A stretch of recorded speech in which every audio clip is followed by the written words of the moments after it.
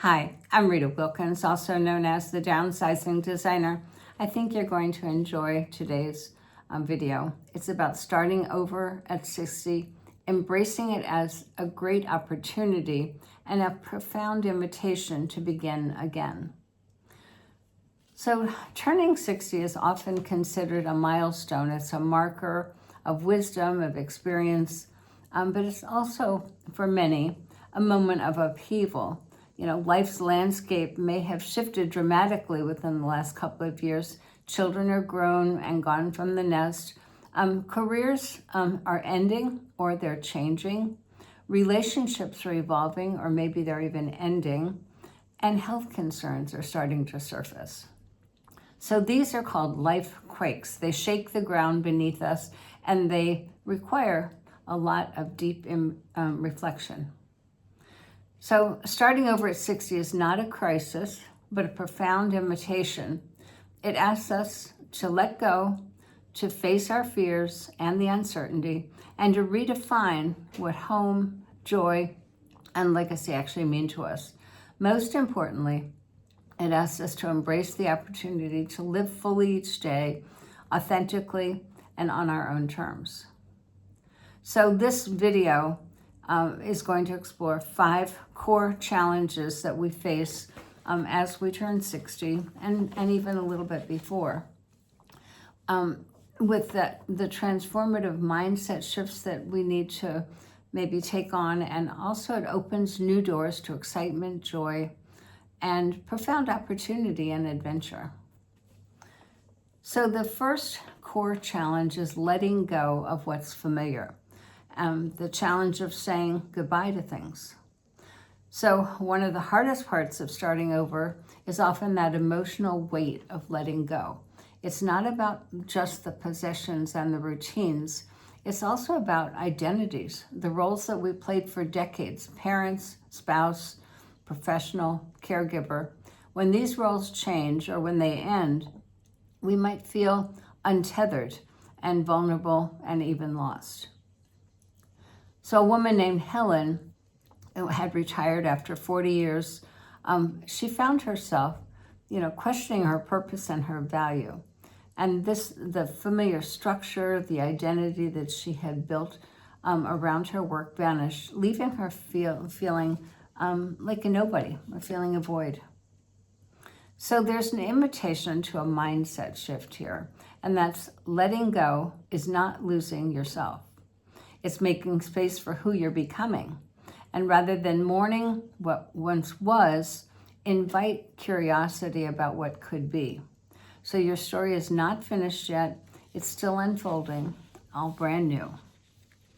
So the second core challenge is redefining your home and belonging, creating a sanctuary for yourself and for your new life.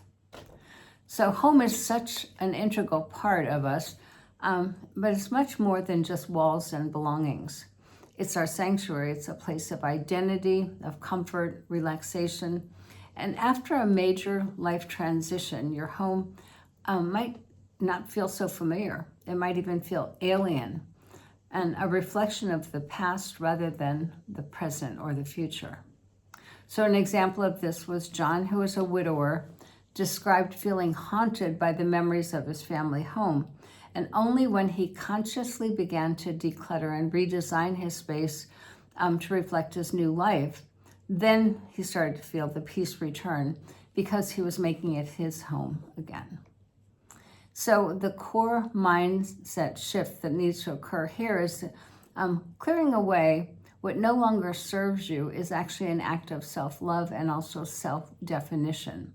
So your home can become, a reflection of your values and also your dreams, supporting your growth and also your well-being.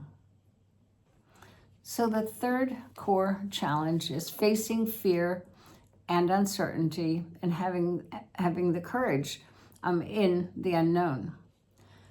So starting over inevitably involves uncertainty and sometimes a lot of fear. Questions arise. Will I be alone? Can I adapt? What if I fail? And those fears can actually be paralyzing. And yet fear also signals growth. So when Helen embraced uncertainty after retirement, she found the courage to explore new passions and friendships that enriched her life beyond what she was ever expecting. So the mindset shift here is fear is not a barrier, but it's a compass pointing toward transformation. So choosing courage in the face of fear reclaims your power, and it opens you up to new possibilities. And another core challenge is discovering joy and curiosity, rekindling a sense of that wonder. So the core challenge is joy and curiosity are not reserved for the young. The opportunity to start over invites a rediscovery of the richness of life, the new hobbies, the new connections, the places, the experiences, the people, the relationships. So Maria was 63. She took up painting for the first time, unlocking a creative spark she didn't even know she had. She also found a community of friends, and this curiosity reinvigorated her daily life. So here we're invited to shift our mindset to view starting over as a grand beginning, a joyful exploration of yourself and also of your world. So embrace that playful, curious child in you and invite wonder into your days. We get this from our grandkids. And the last core challenge is embracing legacy and freedom, living with meaning and intention. So as we age, legacy becomes more of a meaningful focus for us, what we leave behind for others and how we live today. It can feel overwhelming. It can also feel very heavy.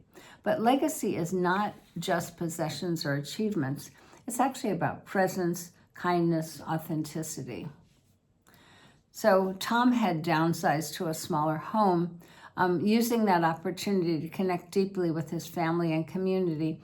During that time, he shared stories and values that formed his true legacy.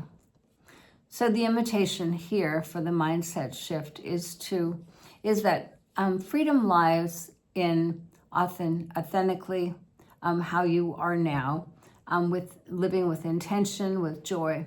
Your legacy is the life that you live in the moment, and that moment by moment, and it's a gift to yourself and also to others. So the bottom line is your greatest opportunity is actually awaiting you. Starting over at 60 is a profound journey, one that challenges, it transforms, and ultimately it liberates you. It calls for courage to let go, openness to redefine your home and yourself, and also a joyful curiosity about what lies ahead. So this stage of life is not about closing a chapter, but a vibrant new beginning. So it's an invitation to create meaning, joy, and freedom on your own terms. So your next chapter is actually waiting for you. So there are a couple of things that it's more of a journal of prompts. If you'd like it, you can email me at Rita Wilkins at ritawilkins.com, and I'll be glad to send it to you. It's reflective questions that might help you in this process of turning 60. So the first one is letting go. And you might ask yourself, what parts of my identity are shifting right now? Another one is, what feelings arise when I think about letting go of those familiar routines and roles? And the third one is, how can I invite curiosity about who I'm becoming? The next one is redefining your home. So how does my current living space reflect my present self? Next one is, what changes could you make in your home to make it feel more like your sanctuary? And another one is, what does your home mean to you today? The third pillar or challenge is facing fear. So what fears do I have about starting over? How might those fears be invitations for growth? And what small acts of courage can you take today that would help you? And the fourth big challenge, of course, is discovering joy again. What activities or interests spark your joy or your curiosity? And what can you create in your space in your life today to explore those new experiences?